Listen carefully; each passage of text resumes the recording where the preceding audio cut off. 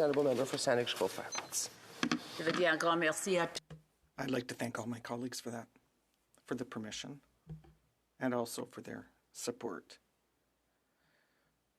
We're together here today, and I'd like to thank my colleague, the member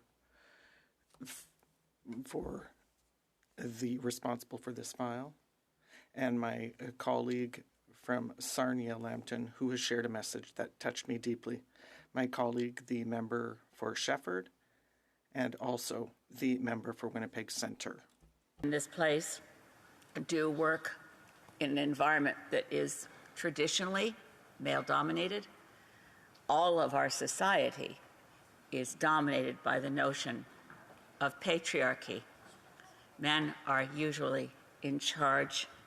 It's very hard on this day, le journée de souvenir, de penser. A day of remembrance to think of the events of December 6th, 1989.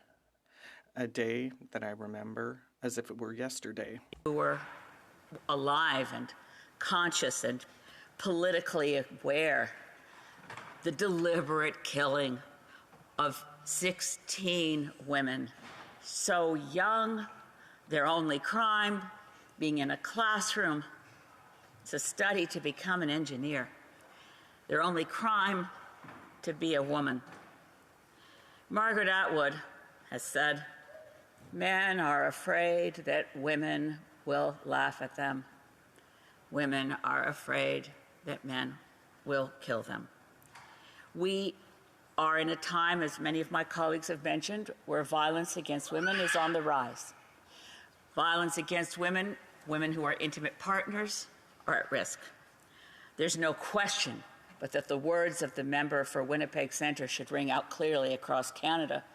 Women are particularly at risk when they have two crimes.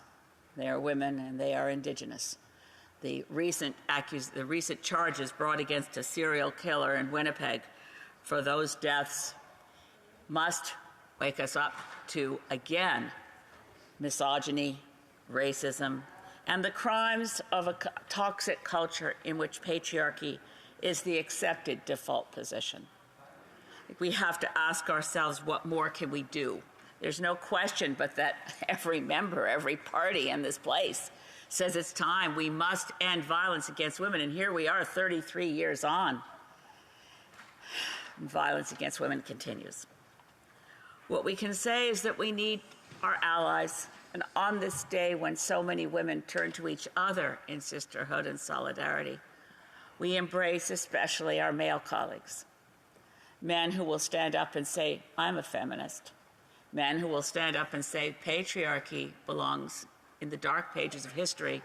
We must speak out against femicide.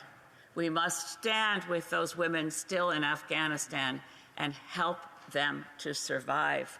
We must stand with all Indigenous women and girls across this country and with the families of those who still don't know where their fallen mommies and aunties and sisters and daughters are. We must say that it's time to end violence. Violence against women, violence against each other, violence that we carry in our hearts.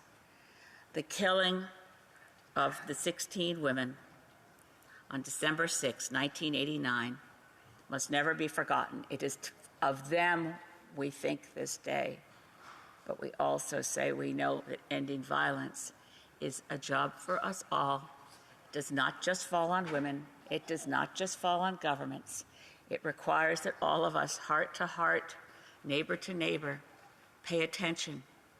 Protect anyone you see as vulnerable. Step up in the moment when you hear hatred spoken, because words of hate can turn into acts of hate. We must, especially in this place, because we're here and we know each other, we must try harder to take the violence out of our language, to take polarization out of our politics, so that we can say to Canadians, we're a country that takes care of each other, we love each other, and in the memory of 16 women killed on this day 33 years ago, we banish hate from our hearts.